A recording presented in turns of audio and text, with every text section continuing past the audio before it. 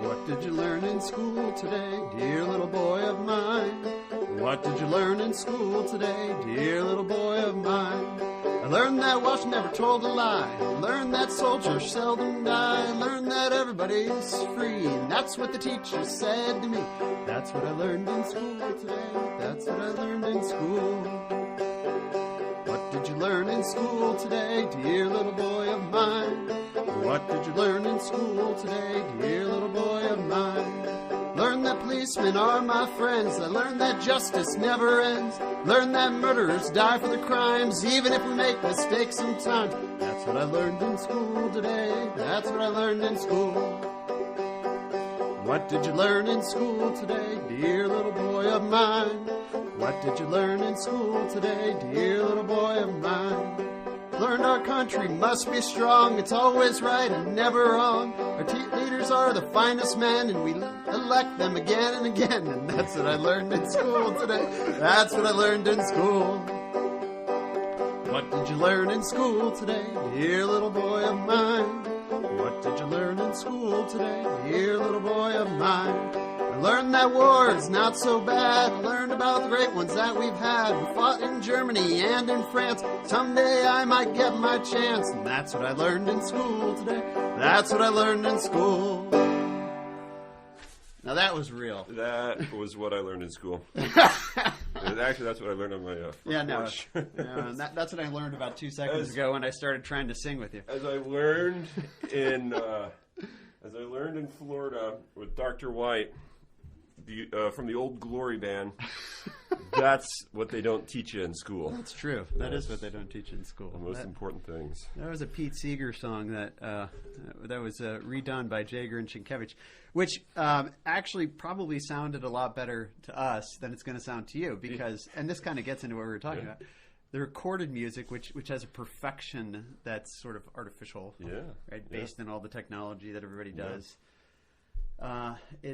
There's no way that our version of that would ever be preferred, right? However, to us and to anybody that was here, would they have been here in reality? It would have been much more enjoyable. But even people that know us might find it in some ways more preferable than Pete Seeger. Not necessarily for the music quality, but because they see it as a real sort of encounter, a relational encounter, with the song. Even though the song is at a subpar state, it kind of attains a higher, maybe subpar with my singing. I was just goofing around yesterday, figuring those chords out, those chord changes. So pretty simple song. We'll have to do another one. I mean, this is. I think we're transcending the YouTube. So make requests. Oh my goodness! Yeah. We'll do a call-in show soon. Yeah, and I think if any of you are engaged, we do weddings. We do. That's right. Although weddings now would be probably more podcast style. Yeah, so actually we could do it pretty easily right here in the garage, right? just play it for you and your spouse when you exchange vows on your own, because canon law says you can do that if you're not going to get married. If you can't have a priest to be married within a month, just exchange them on your own with 2 witnesses, and it's valid. Yeah.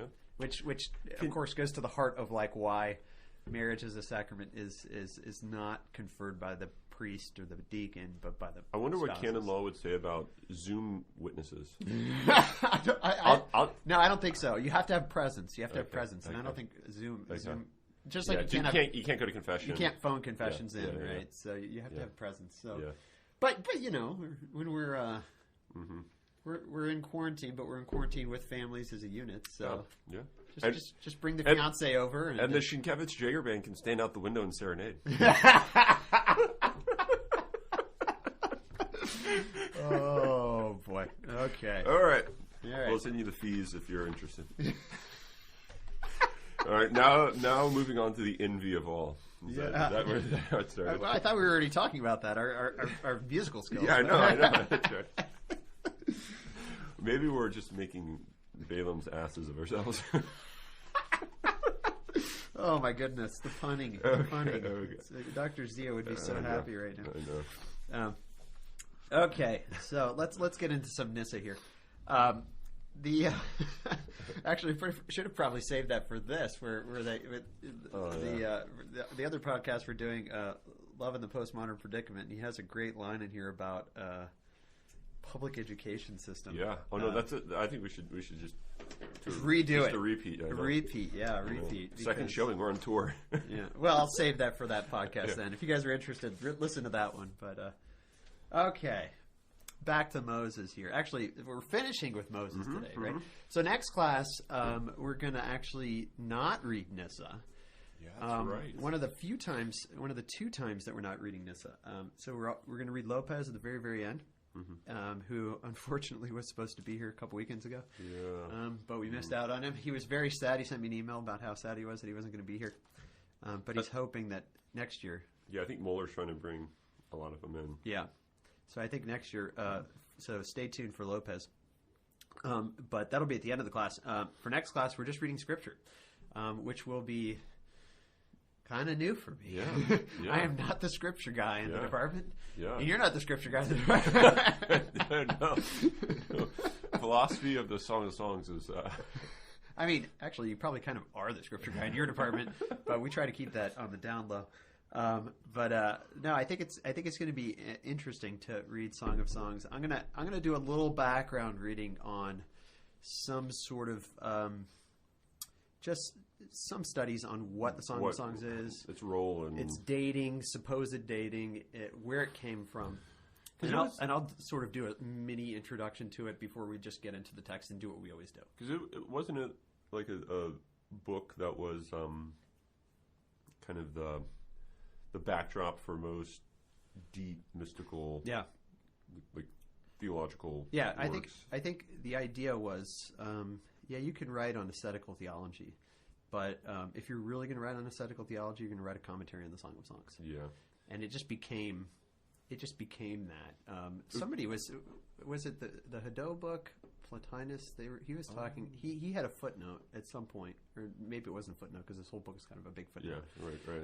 But he said something like the commentary on Plato's dialogues by Plotinus and by the people in the time period, the Neoplatonists, was kind of treated as the Song of Songs was treated by Christians. Yeah. It's like the philosophical analog of everyone writing a commentary on the sentences. Yeah. It was your own time to, or your own chance to sort of reflect on this in light of the tradition. So it's not completely new, but so you have But there's something a little more, I think, in the commentary on the Song of Songs than the commentary on the sentences, because the commentary of the sentences, there wasn't a recognition there was some sort of spiritual sense of the sentences or divine authorship, right?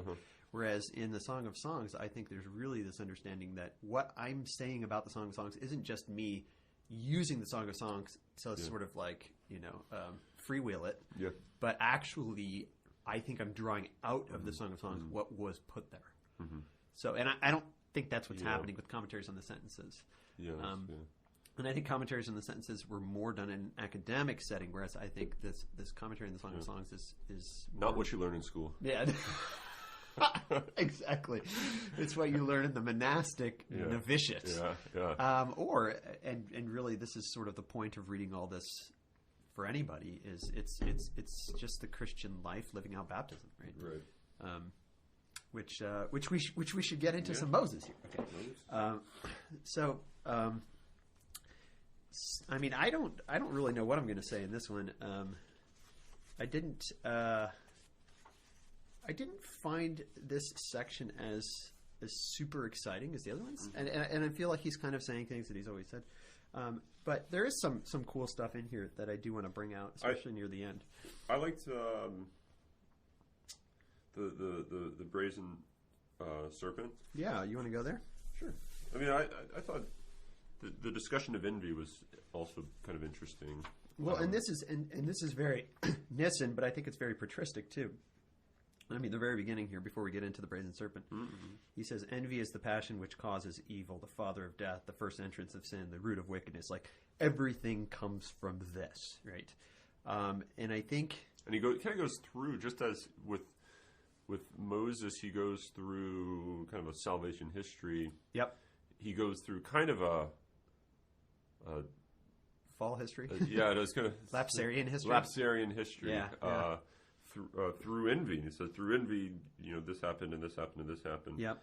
And I think in some ways you kind of see through all saints the life of Moses. Through all sinners, you see the life of envy. You see the life of... And really, there's I think it's going back to this cosmic understanding of goodness and evil, because if you remember, it's envy that's sort of the bedrock of the attack of Satan, and why he even did what he did in the first place. He saw it as envy, and interestingly enough, not as some other people in the history of Christianity have said, he's envious because God became man, and why would he worship that? Right. But instead, he's envious of the imago Dei of man, and the fact that man would be this lowlier creature. Not necessarily. It's not necessarily Christological. In fact, maybe it's specifically not Christological, because it's Christology, or it's Christ who fools Satan into biting on the fishhook, which comes up again in this, right? But instead, it seems like the envy of the devil is not Christological but anthropological, which is very interesting. And of course, the connection between Christology and anthropology is in the backdrop of this. But for Satan, in some sense, he's blinded to that connection, and this is why he does what he does to destroy man, and then he thinks he has the ultimate destruction in the destruction of Christ, which turns out to be his hook, line, and sinker. Exactly, hook, line, and sinker. Yeah, I was trying to think of the fishing analogy here. But it's some of the paradoxical things that he says about envy, I think, are interesting on 121. Right? It's not its own misfortune, but another's good fortune that is unfortunate. Yeah, right. I mean, that's just beautifully put, right? He says success is not one's own good fortune, but the neighbor's misfortune. And he says anyone who's in the power of the sickness of envy is destroyed by the happiness of his neighbors, as by the application of some perfume. So he uses this example of perfume and vultures, right? And how you can keep the vultures away by perfume. That you can destroy them by perfume, actually, is what he says. You can destroy someone else's happiness if they're envious by the true happiness of someone else, right? Which is in many ways the opposite of how we understand Christianity, which is to love one's neighbor is to love God, right? And it's the perfection of man is to love all good. I'm thinking of Clark, kind of here in the background. But of course, envy doesn't succeed against Moses because as he puts it, he's following the back of God, and there's no way. So when envy attacks this great man, he says it's broken like clay, like a clay pot being dashed against a rock, and that rock language of Christ. Standing on the rock, following the backside of God, is sort of, it comes back here to say the virtuous man is impervious to everything. Yeah. Here, so can we get a little metaphysical in our interpretation here? This is why I brought you along, Jagger. Come on. There's no backseat metaphysicians. No. They're always in the front. Although there might be backside. Yeah, backside metaphysicians. Backside followers. Very different from the Backstreet Boys. Well, maybe not very different, given our musical renditions this morning. They didn't even see the dancing we were doing. I have overalls on and a sideways baseball cap. Oh dear. Okay. Let's get metaphysical. So envy seems to take. The envious person seems to take the other's good as not their good. Yeah. Right. And I think that... Or as their own bad. Yeah. Right. And so I think when you really love your neighbor, there's nothing you can be envious of, because you see your neighbor's good as fully your good. Right. Because you recognize sort of the unity of the cosmos, and what you care about most is the good of the good. Yeah. the capital G good, right? And if the good of the good is my neighbor's good, right, then it's good for me. Yeah, right. And so there's only rejoicing when you see good. There's no desire to have what they have, right? As if you didn't already have it, right? And so in one sense, there's an indifference to who is good or what is good. Yeah, it's all that matters is that good is, and it has something to do with that. All you care about is what good is. But there's another recognition that wherever good is, it's mine, and it's mine because it's his, and it's him that I care about having it. Where how does it go? Wherever your heart is, there your treasure is. Yeah, yeah. So that your love of the good person thereby makes all of their blessings your blessings. Right. And it almost seems like, and Gregory doesn't say this, but it seems like this to me, that when you love the other to the point that their blessings are your blessings, they're greater blessings than if you had them yourself. Yeah. Right? I mean, I just think about marriage, right? If I can get Kathy to be happy, I'm happier. Yeah. Than if I were happy. Right. Yeah. With like I mean, the great irony is that is ultimately the mode by which you become happy. Yeah. Right. So it's this because it takes seriously this idea of being as communion. Right. Because to think in any other way would be to think enviously. Right? Yeah. It would be to say that my happiness is in some ways at the expense of I'm happy only insofar as you're not. Right. Yeah. Or I have what you have, in the sense that like I don't already have it, but I need to somehow get what you have. Yep. And I lack. Yep. And there's an interesting. You should have seen the Frog and Toad play, man. I heard great things. My kids saw it. It's all in it, man. Everything's in it. There's a great line in one of the songs. This is the story of the leaf raking, right? Mm-hmm. When they, the story, the Frog and Toad story. Yeah. Where they go to each other's houses to rake each other's leaves, right? And as they're raking each other's leaves in the play, there's a line that says, "Oh, how happy he'll be, almost as happy as me." Yeah. Thinking of when their friend discovers that somebody raked their yard, and they're imagining how happy the person will be, and yet at the same time they recognize that the friend will not be as happy as me. That the friend is happy, right? And I think this is getting right to the point of the idea that my true happiness is enhanced, or maybe just is true. Yeah. When the other's happy, right, and so when the other's happy, and this is very paradoxical, right? I want you to be happy, but not so that I can be happy, but so that you can be happy. But ironically, I'm happier than you are when you're happy, because you're happy. Yeah, if that makes sense. But I think that the sense in which you're happier is the sense of a higher. There's a higher good in question, which is a communal good, so that it's actually not in some ways, I'm happier only by sort of sharing in this now with the other, and so it's kind of it's a happier that actually brings the other into that state, and so even more paradoxically, it seems to not be actually happier. Yeah, right. Because it's kind of like you want to make your spouse happy, and that's actually what's going to make you, in some ways, even more fulfilled. Than your spouse. But in virtue of you being more fulfilled and being a loving spouse, they themselves then are brought up into that. Right. It's almost like an infinite, never-ending ladder, by which if we love each other. Mm-hmm. When my friend is happy, I'm happier.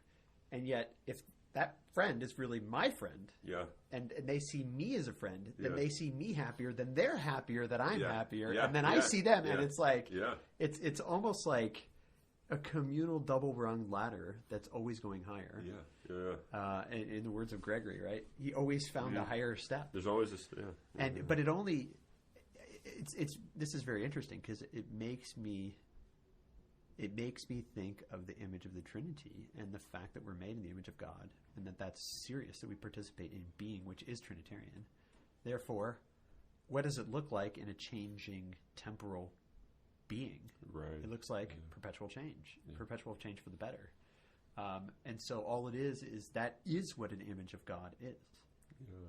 Because it's not that I'm happy with stuff or that I'm happy with even with the other, but I'm happy as the other's happy. And then when I'm happy, they become happier. Yeah. And it's this sort of perpetual movement up. Yeah, because you recognize that your good is now not at the expense of or in contrast to the other, but it includes the other. And this is kind of an ancient understanding of virtue, isn't it? I mean, the pizza goes away. Yeah. You can only have pizza insofar as there's pizza. But wisdom, when shared, is not diminished. Right. And what we seem to be suggesting is that it's actually increased. Yeah. Right. Yeah. And I think this was, something that the ancients flirted with in conversations on friendship that they saw, and they're therefore kind of some people writing on like politics, this notion of a common good, which was a higher good than the good of the individual, and so the fulfillment of the individual was had in this higher good, such that that's what allows for the sacrifice of the individual for the greater good or for the greater community to actually be a greater individual good. Right. So it's kind of like, how in the world could dying ever be a good thing for an individual? Right. It's never going to be a good thing for an individual unless the individual finds a higher good to which the sacrifice of his or her life, for that, to be worthy, and so that the individual's life sort of persists through the higher. Yeah, higher good, the higher their life. Being or their existence has to be wrapped up in something else. It's the piggy woodcutter. Yep. The kids. I mean, he dies, and his life sort of lives on through his tools and his children. And when my name is said in the village, it will be not my name, but their name. Yeah. Right. And then I will be. And then he talks with fondness. This is from The Portal of the Mystery of Hope, by the way, Charles Piggy. He talks with fondness of the time that he will be forgotten. Yeah, everyone's going to forget him, and they're only going to think about the good of his children, of his sons. Yeah, of his sons, and he thinks that's all I want. That is my goal in life, is that they glorify not me, but my sons. Yeah, like that he plays a role, not in his own glorification, but this other good. Which is interesting because it's not that can easily be mistaken for they will glorify me in my sons. Yeah. Or my sons will erect a monument to me. But rather it's that they will glorify my sons for them. Yeah. Right? Rather than for me. Right? Which is somehow living on in them, but not for myself. Yeah, and it's the exact opposite of envy. Yeah. Like the exact opposite. Yeah. The other's good it's like solely my good. Yeah, and because it's not like the other's good becomes my good because I can gain from them. Right. That's still an envious thinking. I want really good children so that people think, what a great dad you are. Yeah, exactly. Or really smart students, and they think, wow, what a good teacher he is. Right? Yeah. Or really good like bluegrass songs, and think, wow, what a really great wedding band they are. But it's interesting, even recording music, though, is very interesting because it seems to be this attempt to maintain myself after my death for the sake of myself. or at least it could be. I don't know. There's a question whether the means itself is an envious kind of means, right? Yeah. I don't know. I've been thinking a lot about recorded music lately. But. And same thing with pictures, photographs. Yeah. No, that's true. Yeah. Which again makes me think of Wittgenstein's photographs. Yeah. Where he never seeks to look awesome or cool or even happy. Yeah. He just kind of looks at the camera like, what is this for? It's not there. Yeah. Which again makes me think of Mother Teresa, who supposedly did something similar. Yeah. Right? But anyway, we should get back to this. Sorry, that was a. No, that was great. That was really good. But it's something interesting about going back to Moses, right? Not being attacked by envy. Yeah. Envy sends the dart against Moses, but does not reach the height where Moses is. He's so high. Right. I think this fits really very well, actually, into the section on Balaam, page 130, when he starts talking about the ineffective reproaches against the virtuous. Right. So if you look at paragraph 295. As we bring the history into harmony with our earlier investigations, we say that whoever wishes to utter a curse against those who live in virtue can bring forth no harmful and maledictory sound at all, but that the curse turns into a blessing. Okay, so he's giving the spiritual sense of Balaam, who's sent by the Midianites to go curse Israel, who is about to come and kick the Midianites' butt. Right? Yeah. And he's supposed to go curse them, but when he goes to curse them, his curse turns into a blessing. He can't curse them. Right? And so Gregory's making a comment on this, and he says, this is the spiritual meaning of this. What do we mean? What we mean is this: railing reproach does not touch those who live virtuously. And I love this next paragraph because I think it makes a really good point, almost a point that he's been trying to make the whole time, I think. Mm. For how can the man without possessions be reviled for covetousness? That line right there reminds me of St. Francis, who says, when I have nothing, I do not worry about the thief. Right. I do not worry about the corruption of the things that I have, because I don't have anything. It's a very stoic. It's also a very, but it's a recognition that true peace comes about from this. Yeah. How can a man without possessions be reviled for covetousness? How can someone go around preaching on profligacy to the man who lives a retiring and secluded life? Or about temper to the mild man? Or about luxury to the man of moderate habits? Or about any other blamable things to those who are renowned for their opposites? Their goal is to present their life blameless, in order that, as the apostle says, any opponent will be at a loss with no accusation to make against them. Wherefore the voice of the one who has been called in to deliver the curse says, how shall I curse one whom God does not curse? That is to say, quote, how shall I revile someone who has given no ground for reviling, whose life is impervious to evil, because he looks to God, right? Mm-hmm. So I think this whole section here, where he kind of says, and I don't get the wrong idea here. I think it's easy to look at this and say, this is how I have a good reputation among men. Mm-hmm. And it's not about the reputation, right?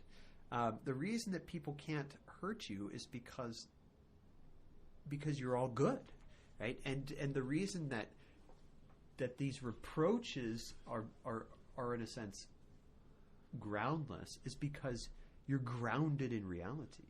So I think it's his point here is that the virtuous one is the one who lives blamelessly before all.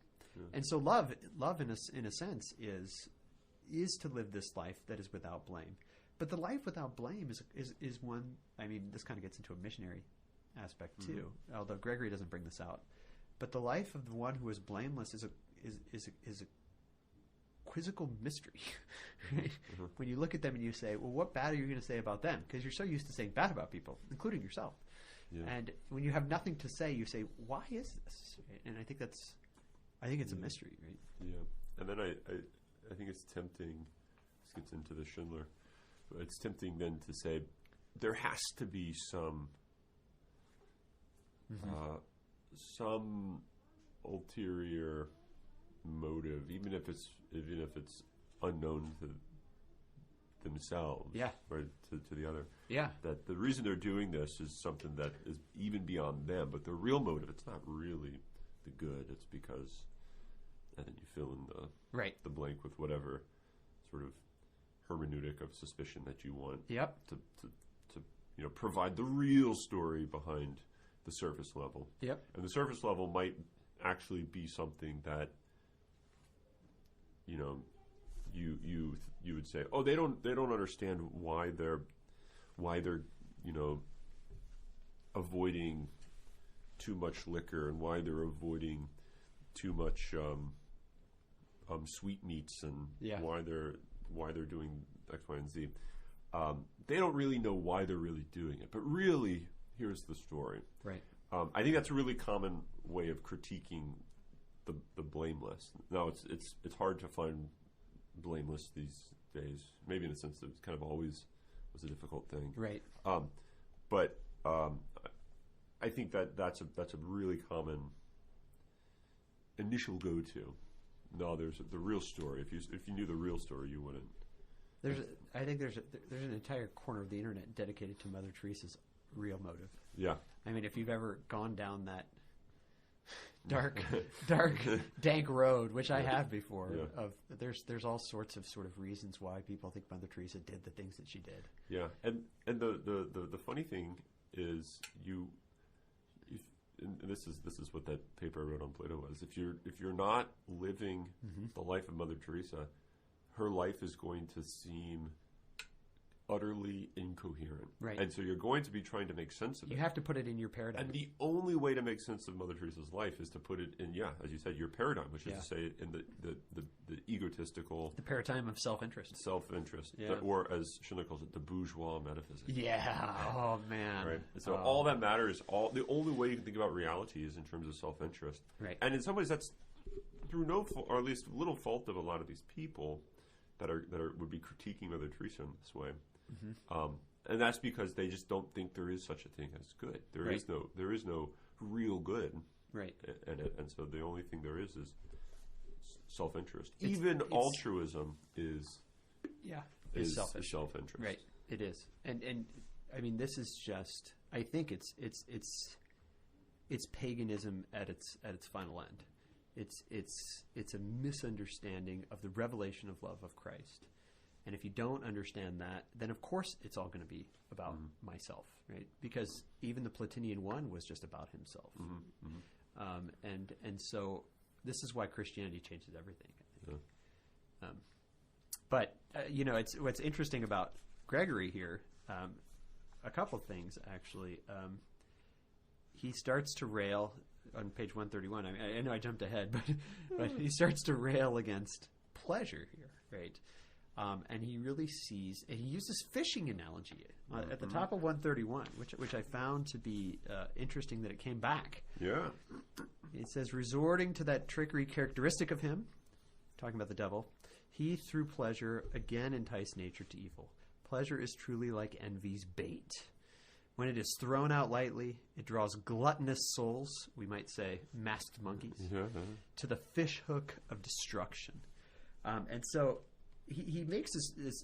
I mean, if you read the history, right? If you read Exodus and Numbers, this is what happens here, right? They conquer, they destroy, they go and they take out all these different people. I like how he names them all. He has a list of the enemies that they conquered. It's somewhere in here. I don't remember now. He talks about the Idumeans and the Midianites, and he says all these people were destroyed by the Israelites. And then what destroyed them? Well, the way he puts it is the feminine darts of pleasure. But if we're honest, right, not getting into some sort of anti-feminism or something like that, but if we're honest about it, we have to be serious, at least on the male side of the human fall. The pleasure, the distortion of human sexuality is maybe the worst distortion and at the root of the human person. Yeah. I mean, this is where John Paul II gets into this stuff really well, I think. So I don't think you have to take this as sort of all women are temptresses, because you always have to remember at the back of your mind, where did we start this class? Right? Who is the perfection of virtue? It's Macrina, right? Yeah. It's Macrina. So it's not the woman qua woman that is sort of the evil. Right. Rather, it's the fallenness of our own sort of desire for pleasures of the flesh. And it was earlier in here where he also talks about the is that the very beginning? I think it was the very beginning. Or towards the beginning. Well, you got to tell me what you're talking about here. The woman and the man. The man was supposed to represent the Abraham and Sarah. Is that what you're talking about? Yeah, kind of man. Page 32. No, maybe it was there, but it was. Yeah, here you go. 55. Yeah, page 55. I don't know where you're going. Book 2, beginning of book 2. That's what it was. Okay. Everyone knows that anything placed in a world of change never remains the same, yada, yada, yada. Okay. Gradual change.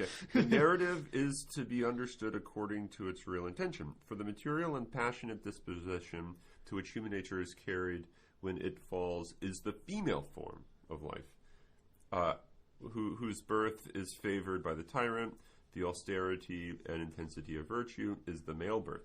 So maybe one of the things that's kind of going on what's on his mind in this passage later on is it's sort of weakness which conquers strongness. Now I think what he's saying is go with the standard historically contextualized view at the time of the woman as like the weak, the weak, the passionate one. The male was the strong, rational one. Yeah. And I think he's saying is the strong, rational one is conquered by the woman, the weak. Now it turns out that sort of characterization doesn't have much to do with like sex and in the sense of like male and female, because he characterizes Macrina as one of the most virtuous people he's ever known. Right. And so in some ways she has the excellences that would make her a true man in this other sense of man. Right? In the spiritual sense of man and woman. Right. Because he's taking that the passage of the killing of the infant sons of Israel as being a spiritual explanation of strength and weakness. Mm-hmm. Yeah. So he sort of uses that dichotomy. That's a good way to put it. The spiritual senses of man and woman, and maybe that's something that's he's sort of playing with here. Mm-hmm. And of course, Phineas is the great hero here, right? Who, I mean, the passage in Numbers is well worth the read. When the guy and the girl go into the tent, I think it's a Midianite woman, maybe, and an Israelite dude that go into the tent and engage in what men and women engage in. And Phineas, with one spear thrust, kills them both. Yeah. And Gregory, he brings up this thing that I was talking about before. Right? He says he did the work of the priest by purging the sin with blood. Right? Again, there's this purging with blood, and he kills them both with the spear by the piercing the two bodies conjointly. Stayed divine justice, mixing pleasure with the death of those who sinned. Yeah. Right? And he specifically even says right after that, pleasure seems to be the worst disease of all, afflicting men's thinking, and it changes the way that they even see reality. There's many paintings of Phineas spearing the two lovers. If you're interested, one spear thrust. Interesting. So this is something that artists have taken up. Yeah, but the interesting thing about it, I think, is the spiritual understanding, right? That he's trying to get out here, right? It's just as they conquered all these people, they are conquered by pleasure, and this is where he says pleasure makes men into beasts, right? And he talks about the irrational animal. We've already talked about his anthropology, right? where you have the irrational that's joined to the imago Dei, and that's what happens in sort of the fall. Right. Not that bodies are bad, but that the garments of skin or the leaves of fig, as the footnote points out here, are seen as equivalent to each other. There's this something that happens at the fall that causes us to be more irrational or more united with the rational animals, or not a true union, right? Because I kind of think we do need to be united with the rational animals in a true union. Right? Yeah. So his kind of advice on this is that we have to conduct our lives, 132, we have to conduct our lives as far removed from pleasure as possible, right? That we have to stay far away from the thing that inflames. Yeah, and I think that's what he means by virginity. I do too. Yeah, right. Yeah, and of course there's the literal and the spiritual sense, right? The literal sense of virginity is just really not getting married, right? Right. And the spiritual sense is staying away from or having ascesis in such a way that you're not blinded, because he gets back into sight right after this, right? Right. The desire which arises through sight, and yet at the same time is a blinding, right? He says the evils of the passion, like a plague, stop only at death. So the only way to sort of like overcome this is by recognizing in humility one's weakness and fleeing from them. Now that's not a fleeing. I mean, and this is sort of the confusion in Christian sort of asceticism for, I think, a few centuries. Is there's a question of, if I flee from creation and creation is good, then aren't I fleeing from what God has made? But it goes back to this understanding of, if I detach myself from creation, then I'm only giving it back truly. And this sort of John on the cross understanding, detachment leads to the full unity with the thing. I think he is saying something along those lines very almost explicitly in the section The Royal Way. Yeah. Where he brings up the incredibly interesting passage 289. He talks about virtue as the moderation, the mean between the two extremes, the excess and the deficiency. And then in 289 at the very end, he talks about... Yep. Oh, this is important. He talks about there's the person that lacks moderation, the libertine. So in one way to think of it in light of what you were just saying, the person who thinks all of creation is just perfectly good and in itself, nothing to flee from, nothing to worry about, and everything can just be like brought... You're just completely like bring everything in. Yeah, everything. From sweet meats to sour meats. From sweet meats to Midianite women. Yeah, right. Bring them all into the camp. Into the tent, perhaps. Into the tent, right? And then, but then you say, no. Of course that's anti-Christian. Of course, right? Throw them all out. And he says, but wait. Yeah. And he who goes beyond moderation has his conscience branded. As the apostle says, for the one has given himself up without restraint to pleasures, and the other defiles marriage as if it were adultery. Wow, yeah. Right, so the disposition observed in the mean between the two is moderation. So I think here, I mean, this is at least very explicitly, he's saying you cannot view marriage as adultery, which he seems at some places to kind of be toying with it, although he doesn't say it does. But it go back to on virginity. It kind of comes along those lines in the way he's talking and about it. We've been uncomfortable with that a little bit from pulling you away from your true bride. Right. Right. But it's the weak are going to be led away from the true bride anyway, so this is sort of a good coping mechanism. But here it seems no, not at all.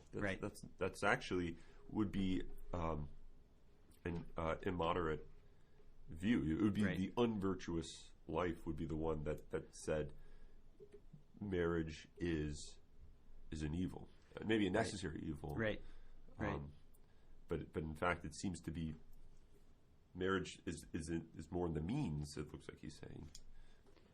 But I think his point about, and he says this a couple times in this paragraph, disposition. It's the disposition that matters. It's the disposition that matters.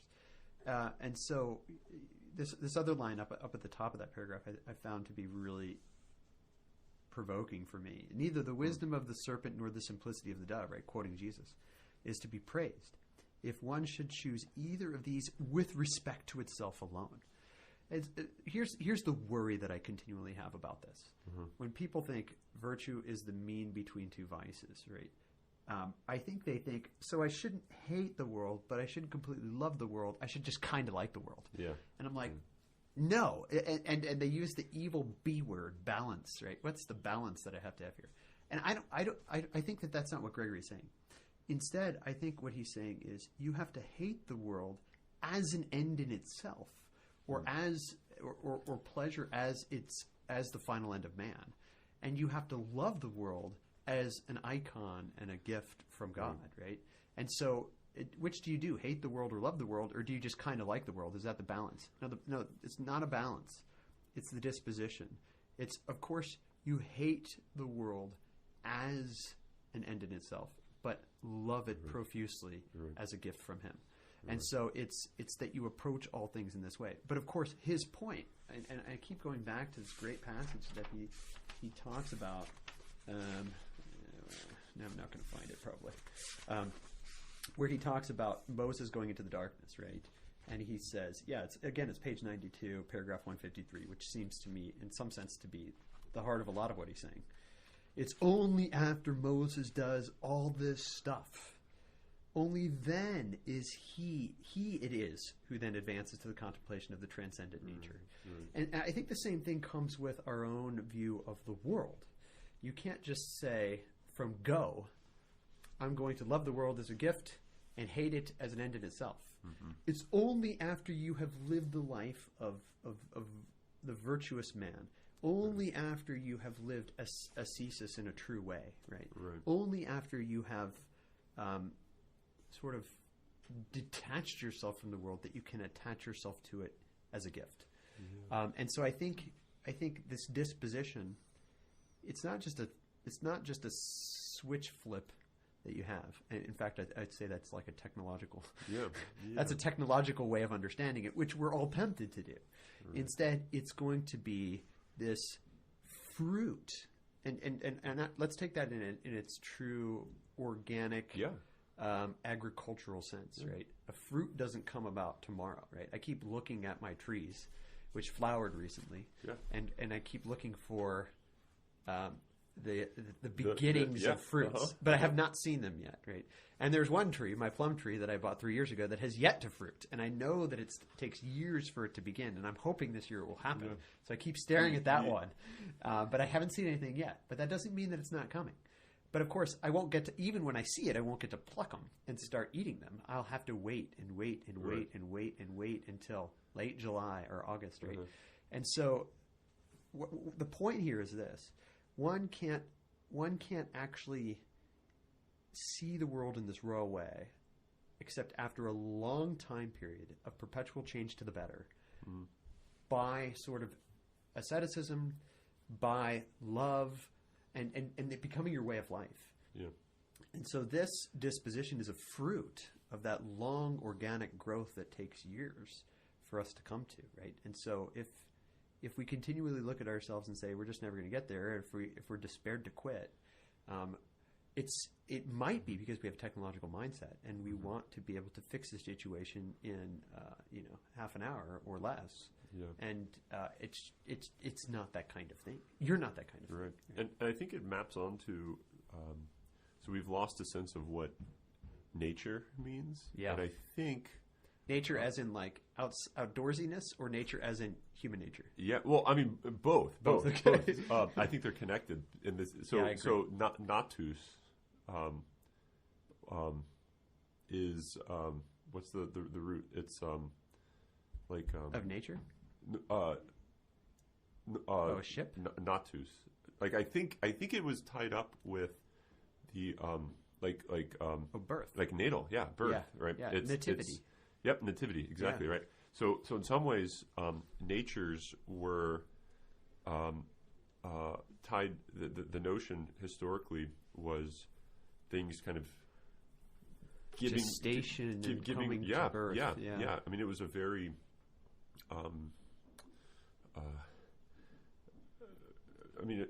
in the Middle Ages, it was a fairly odd term, made people kind of feel uncomfortable because you're talking about basically the giving birth of things, right?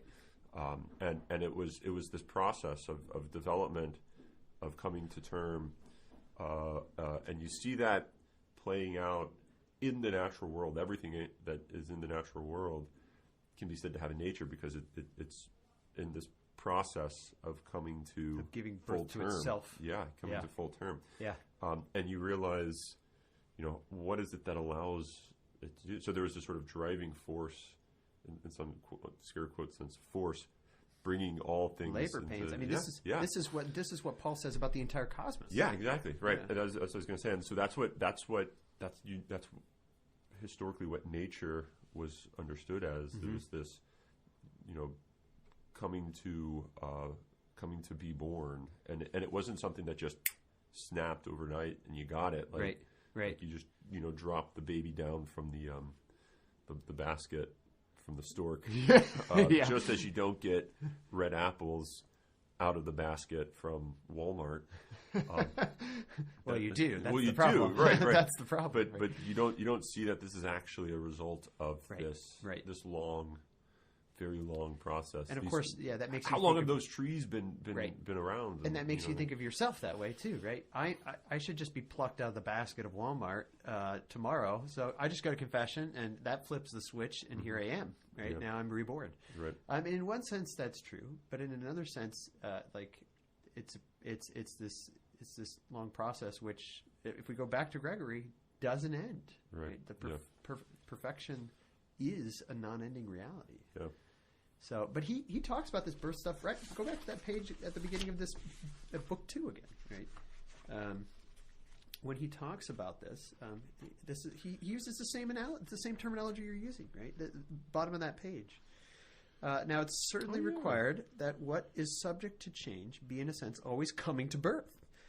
In mutable nature, nothing can be observed which is always the same. Being born, in the sense of constantly experiencing change, does not come about as a result of the external initiative, as is the case with the birth of the body, which takes place by chance, but such a birth occurs by choice. So we are in some way our own parents. Remember that whole line. Giving birth to ourselves by our own free choice in accordance with whatever we wish to be, whether male or female, molding ourselves to the teaching of virtue or vice. Now, don't read that in a gender spectrum kind of way. Right. Again, that's that spiritual understanding of that. But this idea of giving birth to ourselves, I think, is right at the heart of what you're saying. Mm-hmm. And so here at the end of his text, when we talk about the disposition, and it only comes after this long life of philosophy, only then do you actually give birth to yourself in a way that you can see the world as it is. Yeah. So that's when the fruits will come to term. Yeah. It's only then that you can actually harvest, right? You don't plant and then harvest, 30 minutes later. In fact, I have to explain this to my own children.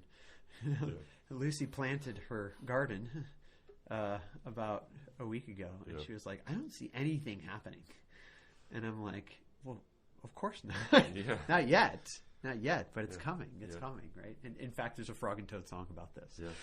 Yeah. Listen to the song "Seeds," and that'll teach you all about it. No, right? I was thinking about those that have never planted a seed before. I mean, like it is. I mean, it is quite an experience. I mean, I sound like an old man. but when you I planted a bunch of seeds a couple weeks ago, cold hardy stuff, but not a tenth of an inch ice hardy stuff. And we got a tenth of an inch of ice a couple days ago. Yeah. And so the seeds had already germinated. They popped up. They were, maybe an inch or so out of the soil. And I thought, this ice is going to just kill them. And so I'm out there, before it starts icing, before it starts hailing, and I covering everything with a tarp, and I'm making sure the tarp doesn't, crush, and I have to get it sloped right. And I'm thinking, how delicate these little tiny plants are. But then in 2 months, when the kale grows much larger, that's a pretty heavy duty, hardy. No, man, that could take anything. Yeah, at that right. Point. Yeah, right. And so you just think like that's why it's got a crunch. Yeah, yeah. And why it tastes so bad but yet so good for you. I actually like it. Yeah, no, but salt helps everything. Yeah.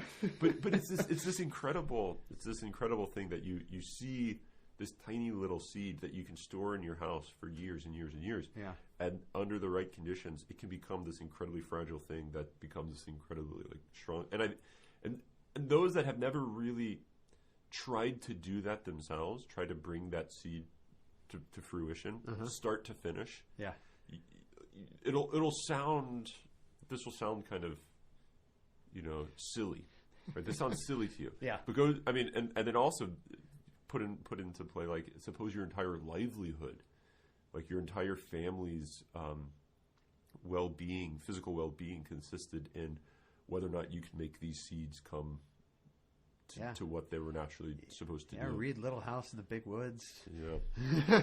Yeah, I mean, read the Laura Ingalls series. I mean, and you realize like how just how incredible and how much you had to know and sort of work with this. But yeah, giving birth to natures, and really how it was a sign of one's own dependency on others. Yeah.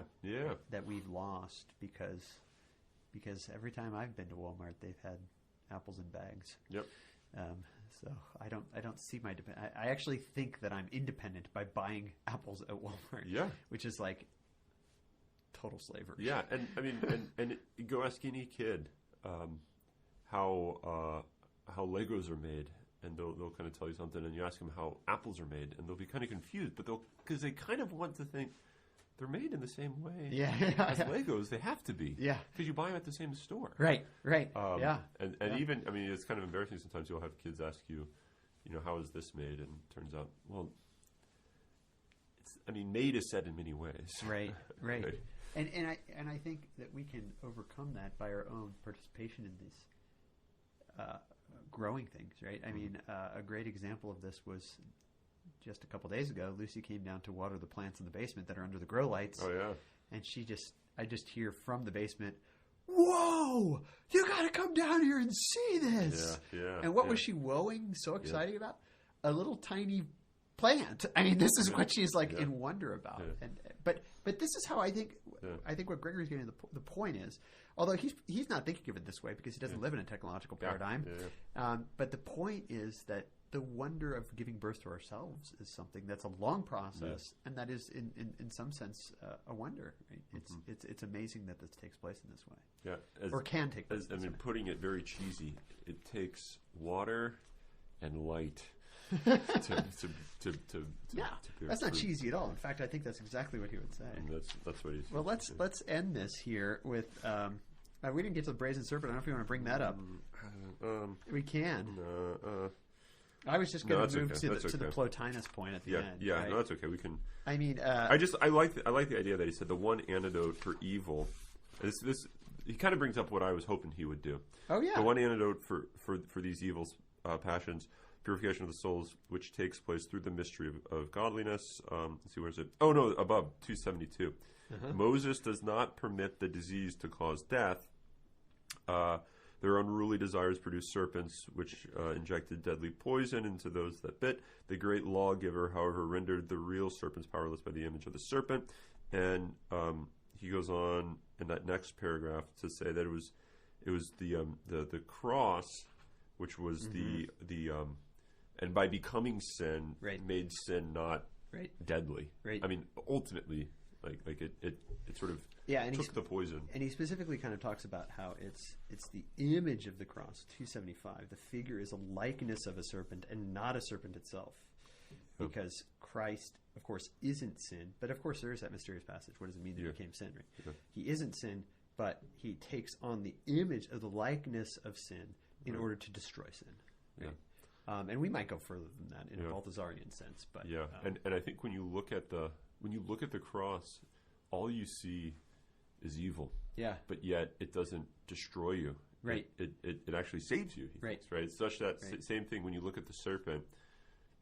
All you see is death, is evil, but it doesn't destroy you. It actually is what saves you. Yeah, but he does make the interesting comment that Thomas brings up too, on 277, where he says the gnawings of desire are frequently active even in the faithful. And he kind of talks about how even though we've been saved, we still have to give birth to ourselves in the new life. Yeah. Right? In the new life. Yeah. And Thomas kind of talks about that too when he talks about baptism. But we have to talk about 320. Are you going to talk about 320? Sure.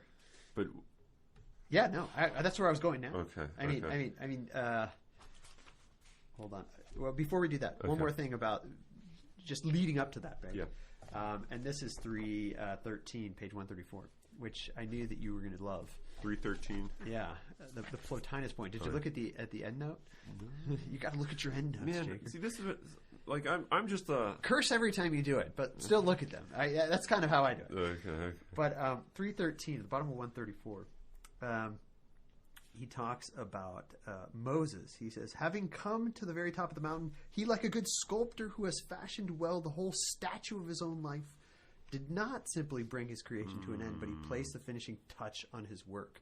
And the finishing touch seems to be, in some interesting way, dying for the Israelites, being in solidarity with them, not going into the promised land, because they were all punished, right? They're not going to go to the promised land because they didn't go fight the Canaanites right away.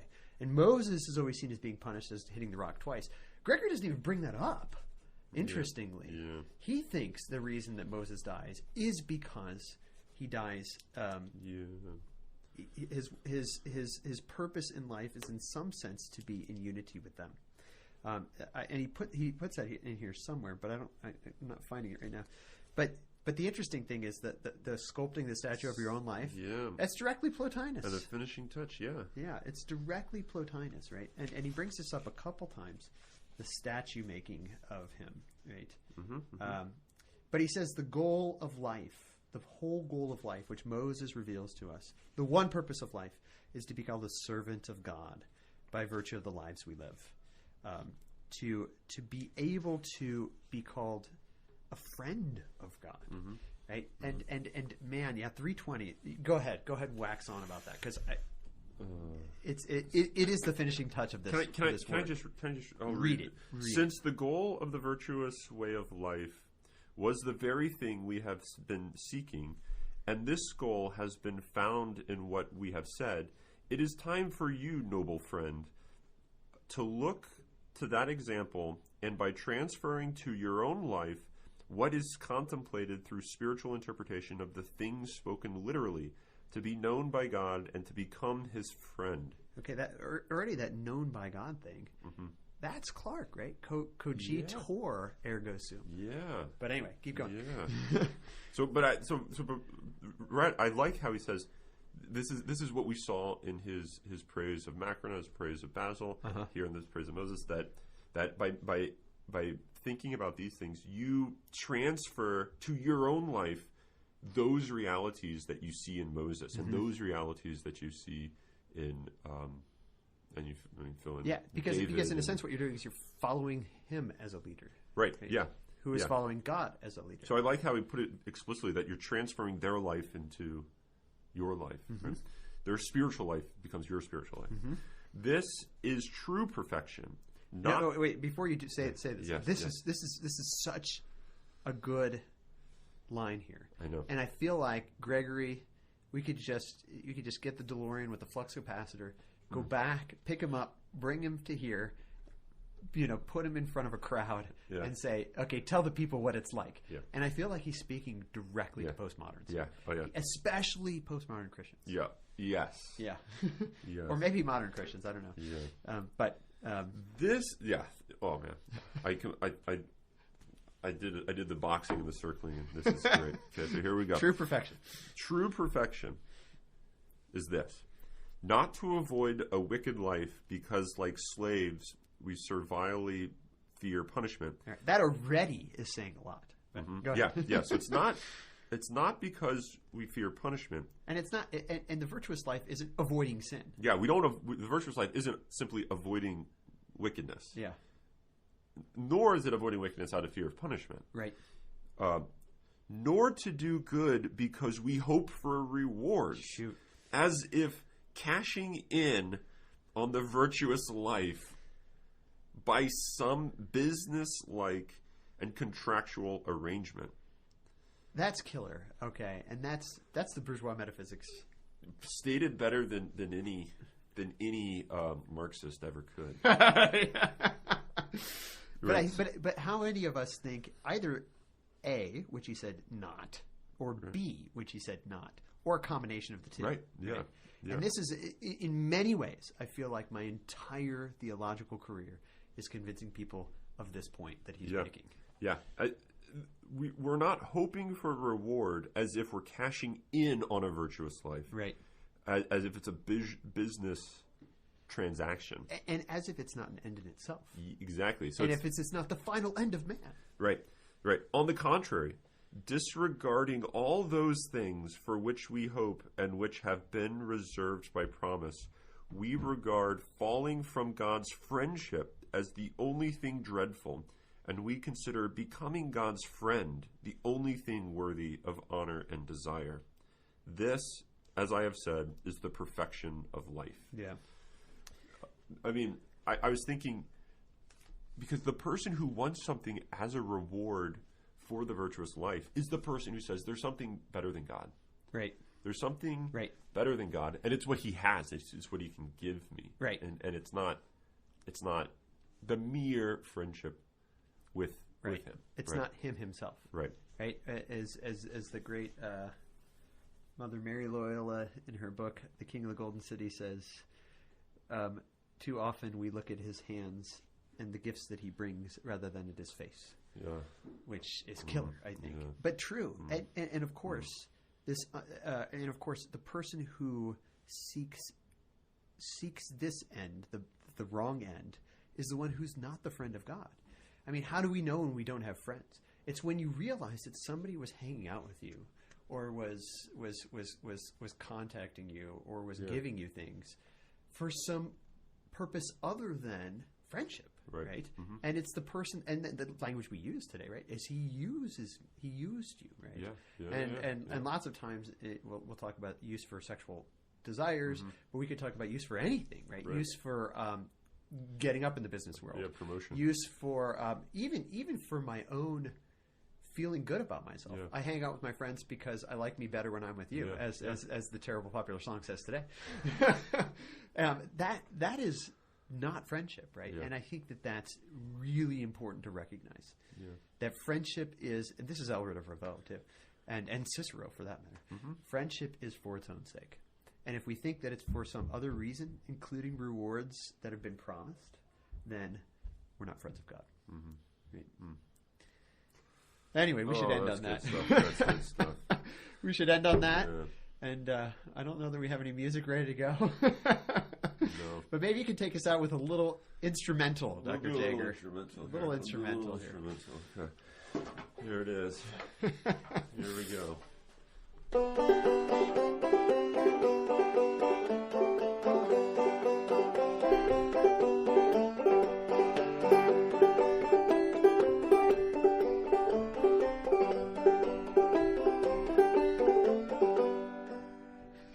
There we go.